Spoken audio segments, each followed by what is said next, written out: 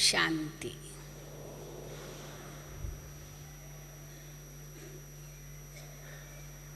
इस बेहद के डायमंड हॉल में बैठकर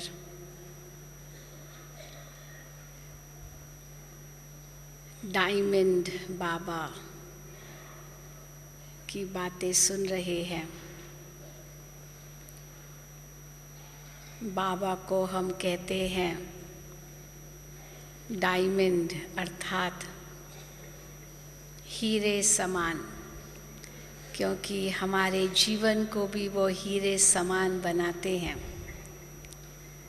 कभी कभी बाबा कहते हैं मैं हूँ ज़ीरो, लेकिन मैं हूँ हीरो। हीरो कहो, हीरा कहो, बाबा है जो हमारे जीवन को कितना ऊंच बना रहे हैं। ज़ीरो और हीरो का ज्ञान देकर हमारे जीवन को भी इस ड्रामा में हीरो पाठधारी बना रहे हैं। ऐसे बाबा का हम जितना गुण गायन करें उतना कम है। तो आप सभी इस डायमंड हॉल में उस हीरो बाबा के गुण सुनने के लिए पहुँचे हो, ताकि आपका जीवन भी वो डायमंड समान बन जाए। तो विषय जो मुझे मिला है वह है बिंदु स्थिति का अनुभव कैसे करें। कल आपको फरिश्ता स्थिति का अनुभव कैसे करें वो बताया। आज सुबह डबल लाइट स्टेज कैसे रहे वो बताया। अब हम बिंदु अवस्था का अनुभव कैसे करें, जिस बिंदु अवस्था को हम अशरीरी अवस्था कहेंगे, निराकारी अवस्था कहेंगे, बीज रूप की अवस्था कहेंगे, जो हमारा वास्तविक स्वरूप है। इस देह में तो हम बाद में आए हैं। अनेक देह हमने धारण की है, अनेक देह छोड़ी है। इसलिए देह का भान पक्का तो हो गया है। देह में ही रहे हैं 84 जन्म तक, परंतु इस समय ही स्वयं भगवान हमको जब अपने समान बनाते हैं तो सबसे पहले कहते हैं कि अपने आप को आत्मा समझकर मुझे याद करो। ये सबसे पहला पाठ, पहली श्रीमत बाबा की है। क्यों नहीं योग लगा भक्ति मार्ग में भगवान से? क्योंकि स्वयं को आत्मा नहीं समझते थे, देह भान में थे। देहधारियों से ही योग था, वस्तु वैभवों में ही मन और बुद्धि लगी हुई थी, और उसको पाने के लिए ही भगवान को याद करते थे। परमात्मा को पाना है ये इच्छा कम थी, लेकिन परमात्मा से ये वस्तु वैभव पाने हैं ये इच्छा ज़्यादा थी। इसलिए अल्पकाल की इच्छा भगवान पूरी करते रहे, भावना अनुसार भाड़ा देते रहे। लेकिन इस समय जब हमने स्वयं को पहचाना, भगवान को पहचाना और भगवान के डायरेक्ट महावाक्य सुन रहे हैं कि स्वयं को आत्मा समझ मुझे याद करो, मन मना भव, अशरीरी भव, बिंदु बन बिंदु को याद करो। तो कई भाई बहनें पूछते हैं ये कैसे करें? बड़ा मुश्किल है। जो वास्तव में सबसे सहज होना चाहिए वही आज मुश्किल हो गया है। जैसे बाबा कहते हैं, आवाज़ में आना सहज हो गया है और साइलेंस में रहना मुश्किल लगता है, जबकि साइलेंस में रहना सहज लगना चाहिए, आवाज़ में आना मुश्किल होना चाहिए। परंतु क्योंकि आवाज़ में आने की इतनी आदत पड़ी हुई है, जो साइलेंस में जाना मुश्किल लगता है और आवाज़ में आना सहज लगता है। अगर साइलेंस में गए भी रहे भी तो भी मन भी साइलेंट रहे, शांत रहे, ये तो बड़ा ही मुश्किल लगता है। मुख से भले शांत रहे। तो इसीलिए बाबा कहते हैं जो सहज है वो मुश्किल हो गया है और जो मुश्किल है वो सहज हो गया है। दुनिया में भी हम देखते हैं कि खबर या न्यूज़ बुरी को ही कहा जाता है। अच्छी न्यूज़ तो कभी न्यूज़ होती ही नहीं है, बहुत कम। कई बार कोई बुरी न्यूज़ नहीं आती होती है, नहीं कहीं बम फटा, न लड़ाई लगी, न कोई ऐसे एक्सीडेंट हुए, न कोई भी प्रकार के जो कांड होते हैं वो कुछ नहीं हुआ उस दिन। और अखबार में कोई ऐसा सनसनीखेज समाचार नहीं हुआ, नहीं मिला, तो कहेंगे आज तो कोई समाचार ही नहीं है, तो आज तो कोई खबर ही नहीं है। तो कोई खबर नहीं है, ये भी तो खबर है ना कि आज कोई खबर नहीं है, ऐसे कहते ना। परंतु उसको खबर नहीं मानते, न्यूज़ नहीं मानते, क्योंकि बैड न्यूज़ ही न्यूज़ बन गई है आज। गुड न्यूज़ न्यूज़ है ही नहीं, वही नॉर्मल हो गया है दुनिया में, बैड न्यूज़। तो इसीलिए जो चीज़ नॉर्मल है, स्वाभाविक है, वो सब अस्वाभाविक हो गया है, और जो चीज़ अस्वाभाविक है वो स्वाभाविक हो गई है। उल्टा हो गया सब कुछ। परंतु बाबा आकर के सब कुछ अब सुलटा कर रहे हैं। और कैसे सुलटा करते हैं? पहले आत्मा अभिमानी स्थिति में स्थित करके। देह अभिमानी स्थिति में स्थित होने से सब उल्टा हो गया है। अब उल्टा होगा तो परिणाम क्या होगा? जैसे घोड़ा पहले चाहिए, गाड़ी पीछे चाहिए, परंतु अगर उल्टा हो जाए, गाड़ी आगे और घोड़ा पीछे हो जाए तो क्या हालत हो जाए? गाड़ी तो वहीं खड़ी रहेगी और घोड़ा गाड़ी को ही ठोकर मारता रहेगा बार बार और वहीं खड़ा हो जाएगा, गाड़ी आगे बढ़ेगी नहीं। तो आवश्यकता है कि घोड़ा आगे रहे, गाड़ी पीछे रहे, तो गाड़ी ठीक चलेगी। चैतन्य आगे चाहिए, जड़ पीछे चाहिए। इसी प्रकार आत्मा आगे चाहिए, शरीर पीछे चाहिए। परंतु आज वो स्थिति हो गई है कि शरीर आगे है और आत्मा को तो कोई महत्व देता ही नहीं है। इसीलिए परिस्थितियां बिगड़ती जा रही है। तो बाबा ने आकर के हमें जो बिंदु का ज्ञान दिया, और उसमें भी 3 बिंदुओं का ज्ञान दिया, जो बड़ा सुंदर गीत अभी हमने सुना। इन 3 बिंदुओं को लगाने से आत्मा उड़ती कला का अनुभव इतना सहज कर सकती है, जो सहज ही अपने वास्तविक स्वरूप तक पहुंच सकती है। परंतु ये अनुभूति हम कैसे करें? कई बार बाबा कहते हैं ना, मैं आत्मा हूँ, मैं आत्मा हूँ, मैं आत्मा हूँ, ऐसे कहते रहने से कोई आत्मा अभिमानी स्थिति नहीं बनेगी।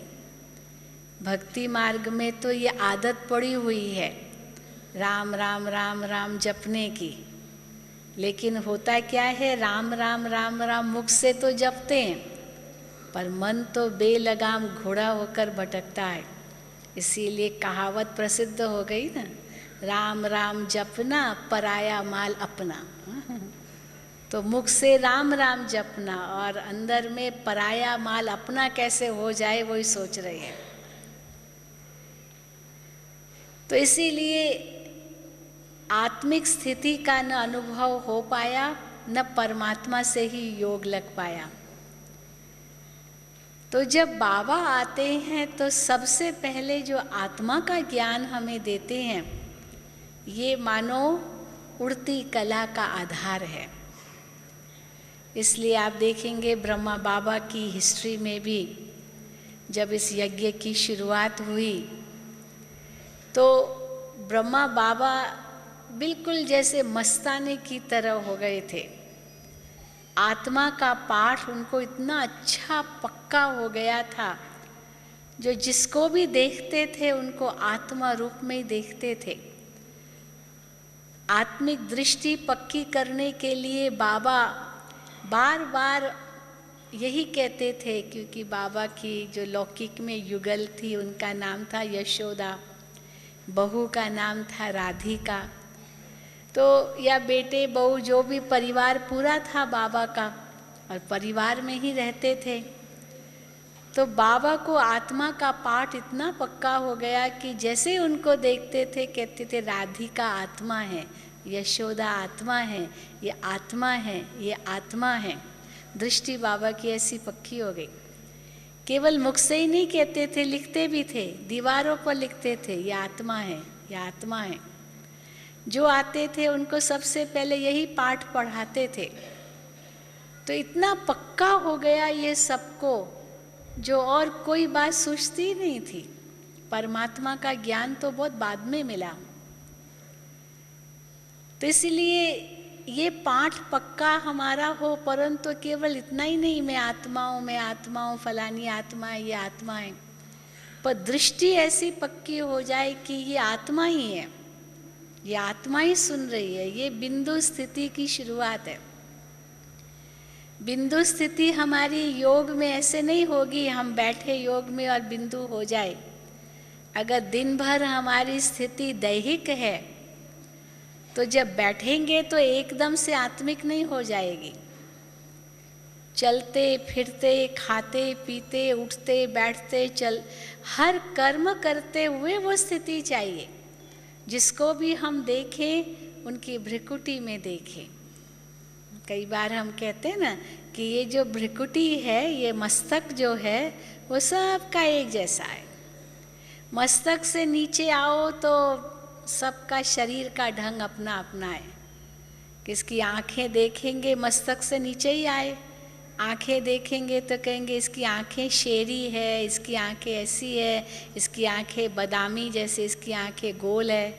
नाक देखेंगे उसके नीचे कहेंगे इसका नाक तो बड़ा मोटा है, इसका नाक चोंच वाला है, हाँ, जैसे तोते की चोंच होती है। इसका नाक तो बीना है, हाँ, एकदम दबा हुआ है, इसका नाक ऐसा है। होंठ फिर और नीचे आएंगे, इसका होंठ ऐसा है, मोटे होंठ है, किसके पतले होंठ है।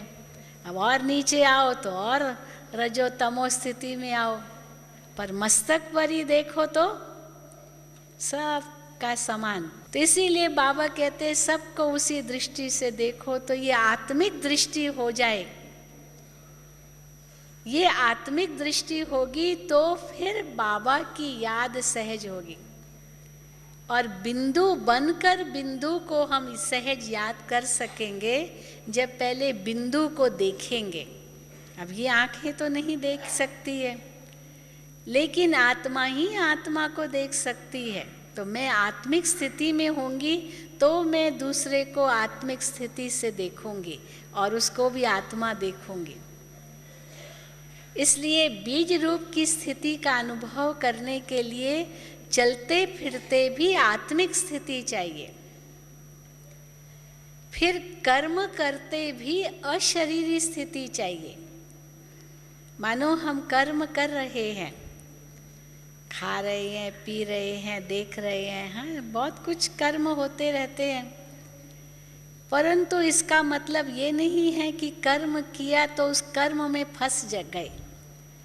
कर्म करते समय उस कर्म में ध्यान तो देना पड़ता है, लेकिन बीच बीच में कर्म से न्यारे भी हो जाए। ये अशरीरी स्थिति है। ये हम भूले नहीं कि मैं आत्मा इस देह से करवा रही हूँ।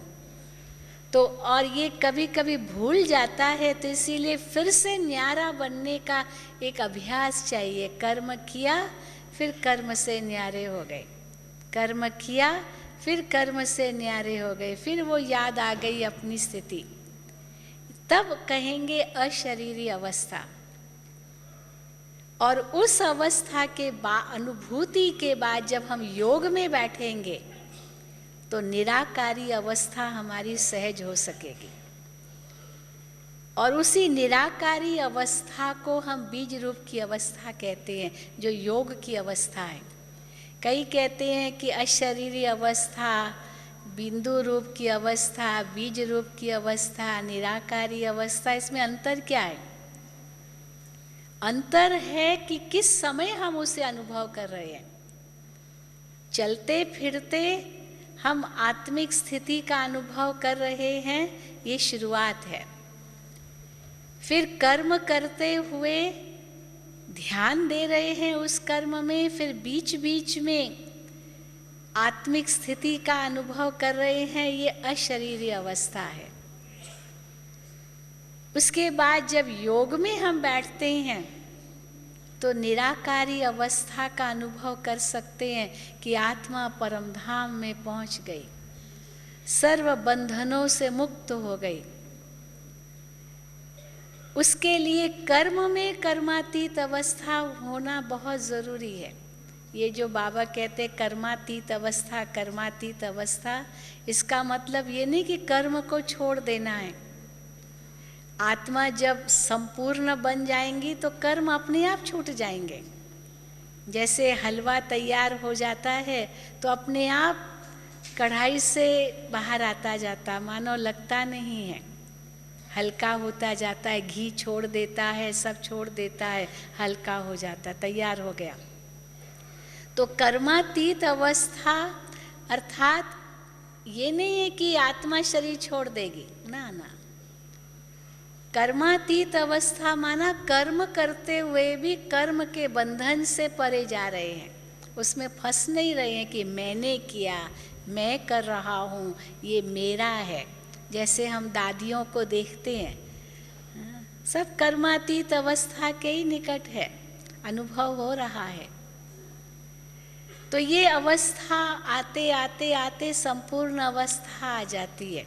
जैसे ब्रह्मा बाबा का हमने देखा, अभी अभी बाबा सुन रहे हैं, कोई बाबा को कोई बात सुना रहे हैं, सुन रहे हैं, और सुनते सुनते जैसे बाबा वहाँ है ही नहीं, अनुभव होता था और इतना वातावरण शक्तिशाली हो जाता था, लगता था बाबा को हम क्या सुना रहे हैं, बाबा की स्थिति तो कितनी ऊंची है और हम ये सांसारिक बातें बाबा को सुना रहे हैं। जैसे हवाई जहाज़ से ऊपर जाते हैं तो सब छोटी बातें चीज़ें लगती हैं नीचे, तो बाबा की अवस्था इतनी ऊंची और हम ये छोटी छोटी बातें बाबा के आगे रख रहे हैं।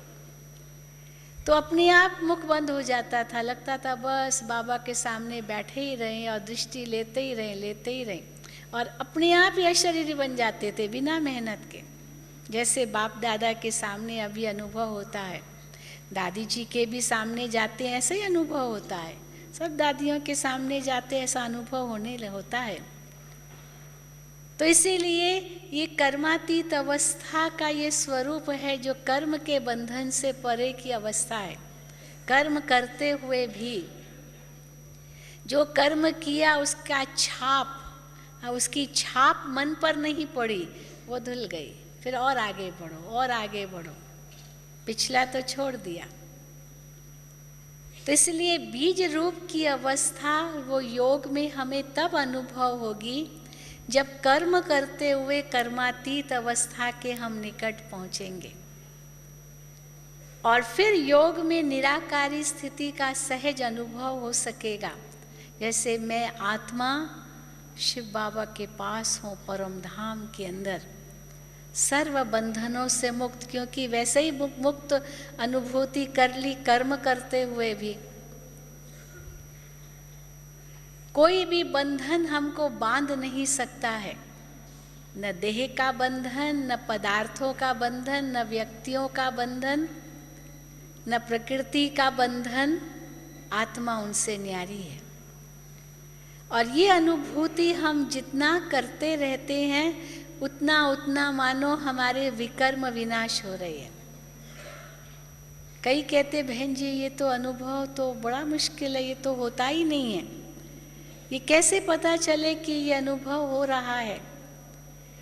उसका पता कैसे चलता है? जब हमारे अंदर परिवर्तन आता जाता है। अगर परिवर्तन मान लो आ गया, जो पहले मेरी दैहिक दृष्टि थी, किसी को देखते थे तो देह रूप में देखते थे, देहधारी का आकर्षण होता था, अब वो आकर्षण खत्म हो गया। देह में देखते भी उसको आत्मा देख रहे हैं, देह में आत्मा विराजमान है, यही चिंतन है, यही सोच के साथ अनुभूति है। मानो ये बीज रूप स्थिति का अनुभव कर रहे हैं, ऐसे नहीं कि नहीं कर रहे। अष्ट शक्तियाँ हमारे अंदर आती जा रही है, जो आत्मा के मूलभूत गुण हैं वो बढ़ते जा रहे हैं। पवित्रता, शांति, प्रेम, खुशी, आनंद, ये बढ़ता जा रहा है। मानो ये बीज रूप का अनुभव हमें होता है, ऐसे नहीं कि नहीं होता है। तो जीवन में, दृष्टि में, वृत्ति में, कृति में, स्मृति में, स्थिति में परिवर्तन आ रहा है। ये निशानी है कि बीज रूप का अनुभव हो रहा है। कोई दिखाई नहीं देगा, उस समय पता नहीं चलेगा, लेकिन उसके बाद जो स्थिति रहेगी उसमें जो परिवर्तन आया उसके आधार से महसूस होगा कि हाँ बीज रूप का अनुभव हुआ। क्योंकि ये कोई स्थूल अनुभूति तो नहीं है ना। अब स्थूल रूप में देखो, जैसे आग में कोई चीज़ डालते हैं तो दिखाई देता है कि ये आग में पड़ी वो चीज़ और वो बदल रही है।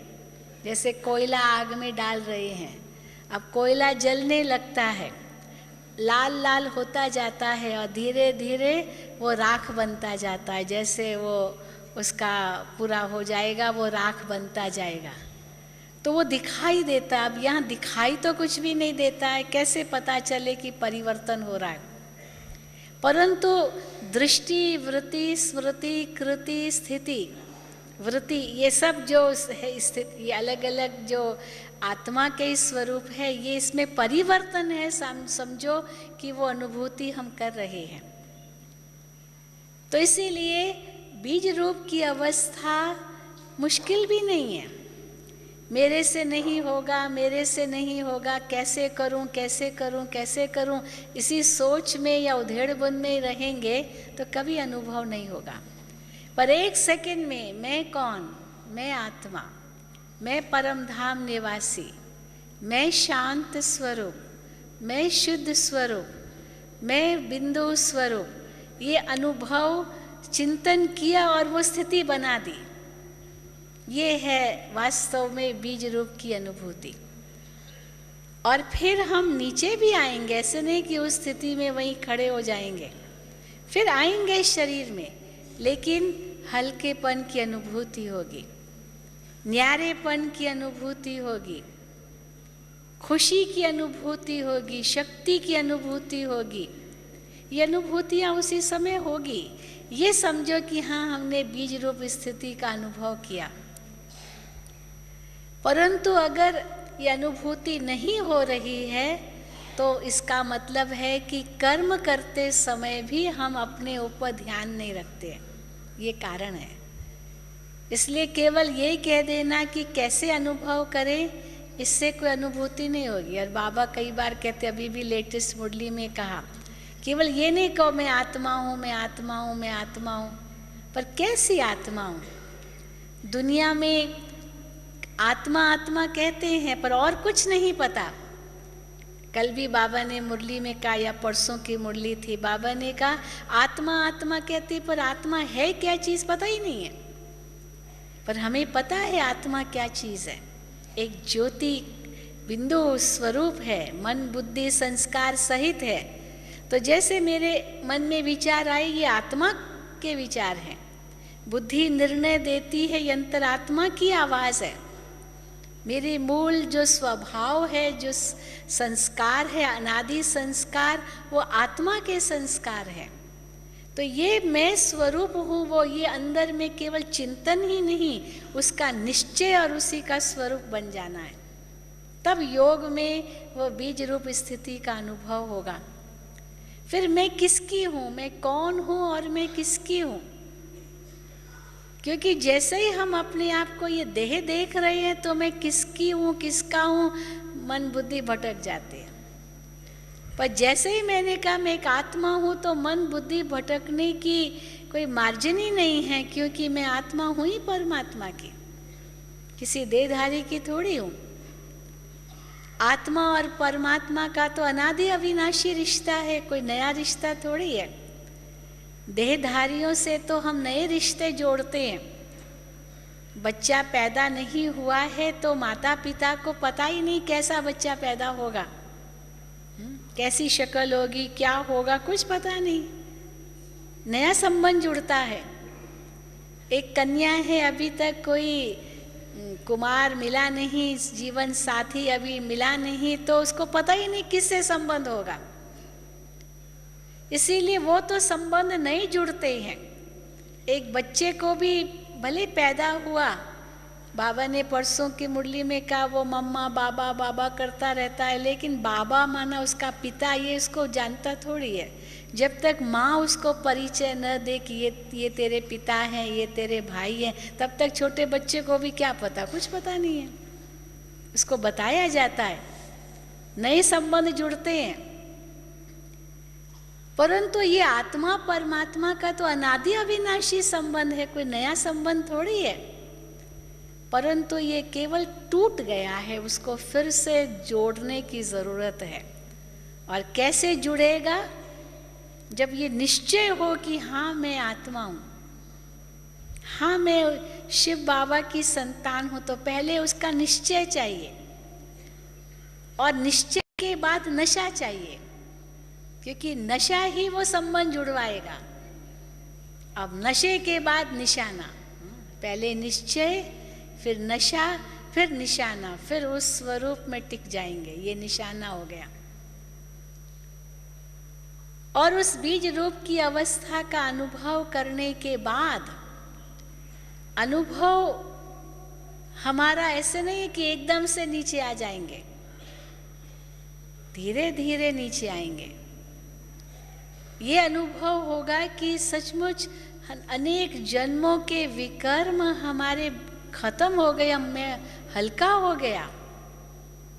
ये हल्केपन की अनुभूति भी सिद्ध करती है कि मैं आत्मा ने बीज रूप का अनुभव किया है। क्योंकि हल्की चीज़ ऊपर जाती है, भारी चीज़ नीचे आती है। तो संकल्पों में भी हल्का, एक सेकंड में मैं फुल स्टॉप लगा सकूंगी। अगर एक सेकंड में फुल स्टॉप नहीं लगा पा रही हूँ तो समझो मैं हल्की नहीं हूँ।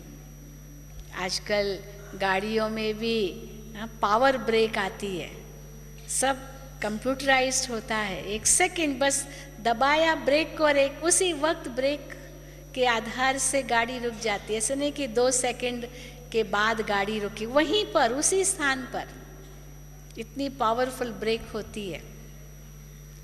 तो ये भी हम जैसे जैसे योग में आगे बढ़ते जाएंगे, एक सेकंड में हम अपने व्यर्थ संकल्पों को, अशुद्ध संकल्पों को ब्रेक लगा सकेंगे।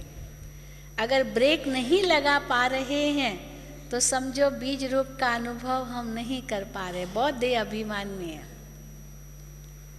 पर एक सेकंड में हम ब्रेक लगा सके। ब्रेक कैसे लगाएंगे? नहीं, ये है उसकी ब्रेक। मान लो बहुत व्यर्थ संकल्प चल रहे हैं, कहाँ के कहाँ हम पहुँच गए, दुनिया की सैर कर रहे हैं अपने मन में, और अचानक ख्याल आता, अरे मैं क्या से क्या सोच लिया मैंने। उसी समय ब्रेक लगाओ, नहीं कर सको, और उसी समय वो संकल्प खत्म हो जाए। या तो दूसरा तरीका है कि सामने देख रही है विघ्न आ रहा है, तो ड्राइवर क्या करता है, वहाँ ब्रेक नहीं लगाता है, वहाँ आकर के ब्रेक नहीं लगाता है, लेकिन दूर से ही भांप लेता है कि यहाँ विघ्न है, बड़ा पत्थर है, तो वो वहाँ पत्थर के पास आके रुक नहीं जाता है, लेकिन पीछे से ही वो साइड में मोड़ लेता है, ताकि वो विघ्न वहीं पड़ा है और वो साइड से मुड़ गया, हट गया, दूसरा रास्ता ले लिया। या तो वो तरीका है, या तो ऊपर उठ गया, जैसे हवाई जहाज ऊपर उठ गया तो बिल्डिंग के ऊपर चला गया, पेड़ के ऊपर चला गया, पहाड़ के ऊपर चला गया, पहाड़ को तोड़ता थोड़ी है। तो या तो विघ्न आ गया तो उसी वक्त पावरफुल ब्रेक लगे, परंतु अगर पहले से ही पता चल रहा है कि ये व्यर्थ होगा तो पहले से मोड़ दे। कैसे मोड़ दे? समर्थ संकल्प करके। समर्थ संकल्प जो बाबा हमको देते हैं, वो उसी समय जैसे ही किया तो अपने आप हम डाइवर्जन में आ जाएंगे, डाइवर्ट हो गए, वहाँ पर रुकने की भी ज़रूरत नहीं है। जैसे बाबा कहते हैं ना कि अगर माया आती है, हम प्रश्न करते तुम क्यों आए, ये क्यों हुआ, ये क्यों, तो वो बैठ जाती है। हम अगर बाबा के साथ हैं तो माया अगर बीच में आएगी भी वो डिस्टर्ब नहीं कर सकेगी, क्योंकि मैं तो बाबा के साथ बातें कर रही हूँ। तीसरा व्यक्ति अगर आता है दो के बीच में और दो आपस में बिजी हैं, तो तीसरा बैठ के चला जाएगा। पर तीसरे से अगर हम पूछते हैं आप कैसे आए, तो वो बताएगा, बैठ जाएगा वहीं। फिर उससे पूछा, माना जिसके साथ हम पहले थे उसको उस वक्त तो छोड़ दिया ना, तभी तो तीसरे से पूछा, तभी तो तीसरे के संपर्क में आए। अगर दो ही आपस में, तो तीसरा आएगा भी तो भी चला जाएगा, क्योंकि हम बिजी है। जैसे लाइन बिजी है टेलीफोन की, तो तीसरा फ़ोन करने की कोशिश भी करेगा, लेकिन कैसे वो कर सकेगा, क्योंकि लाइन बिजी है। तो इसीलिए बाबा कहते हैं कि अपने मन को उसी वक्त समर्थ संकल्पों में फिर से रमण करने लग जाओ, तो अपने आप व्यर्थ से छुटकारा पा लेंगे। या तो फिर ऊपर उठ जाओ। कैसे ऊपर उठ गए? 1 सेकेंड में अंदर चले गए, जैसे कछुआ अंदर चला जाता है सहज। कछुए में इतनी शक्ति है, जो मोटे मोटे कछुए होते हैं उनका जो ऊपर का जो कवच होता है इतना मजबूत होता है, जो बताते कि अगर उनके ऊपर ट्रक भी चला जाए ना तो भी वो मरता नहीं है कछुआ, इतना मजबूत होता है उनका ऊपर का कवच। तो ये भी योग का ही तो कवच है। अंदर चले गए, अंतर्मुखता की गुफा में चले गए, सब आकर्षणों से परे चले गए, तो व्यर्थ अपने आप खत्म हो गया। तो ये 3 तरीके हैं व्यर्थ से दूर होने के, जिसको बाबा कहते 3 बिंदु लगाओ। ड्रामा का ज्ञान भी बिंदु है, मैं आत्मा बिंदु हूँ, बाबा बिंदु है। ये भी बिंदु स्थिति के निकट जाने का एक तरीका है। और उस स्थिति का जब हम अनुभव कर सकते हैं कर्म में भी, तो योग में भी सहज वो अनुभव होगा।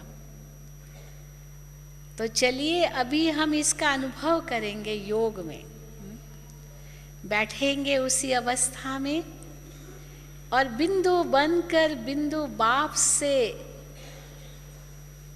संबंध जोड़कर उनसे ऐसी शक्ति प्राप्त करें जो और कुछ हमें दिखाई न दे। जैसे लेज़र बीम आती है, सीधी अंदर पड़ती है, वो यहाँ वहाँ वो किरण फैलती नहीं है। लेज़र की जो शक्ति होती है वो सीधी अंदर जाती है।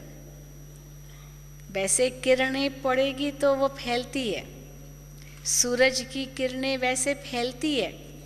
तो जब वो फैलती है तो कोई कागज़ को जलाती नहीं है, किसी भी चीज़ को, परंतु अगर एक मैग्नीफाइंग ग्लास वहाँ रखते हैं, कॉन्वेक्स लेंस वहाँ रखते हैं, तो वो जो ग्लास होता है उसमें से किरणें पड़ती है और वो कंसंट्रेट हो जाती है, एक ही बिंदु पर आकर के पड़ती है और वो बिंदु कागज को जला डालता है।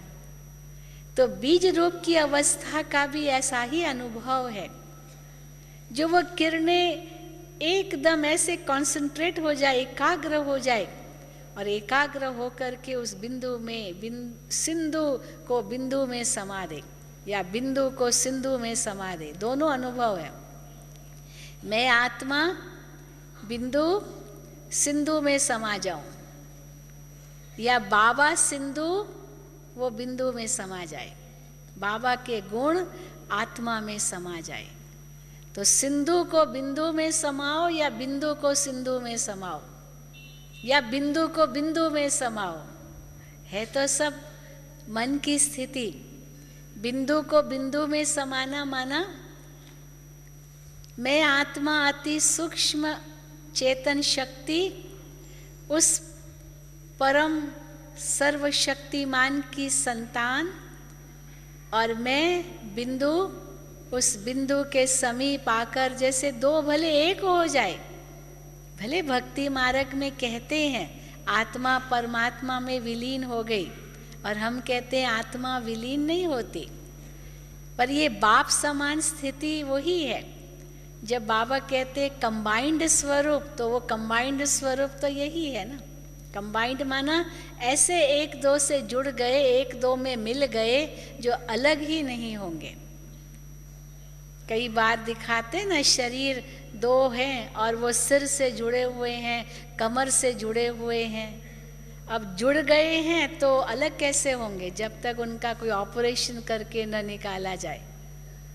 पर कई बार एक ही नस होती है तो बड़ा मुश्किल होता है, वो तो मर जाते हैं। एक बीच में आया था ना, दो बहनें थी, ईरान की बहनें, वो सिर से जुड़ी हुई थी, पूरा शरीर अलग पर सिर उनका जुड़ा हुआ था और एक ही नस थी वो ब्लड की।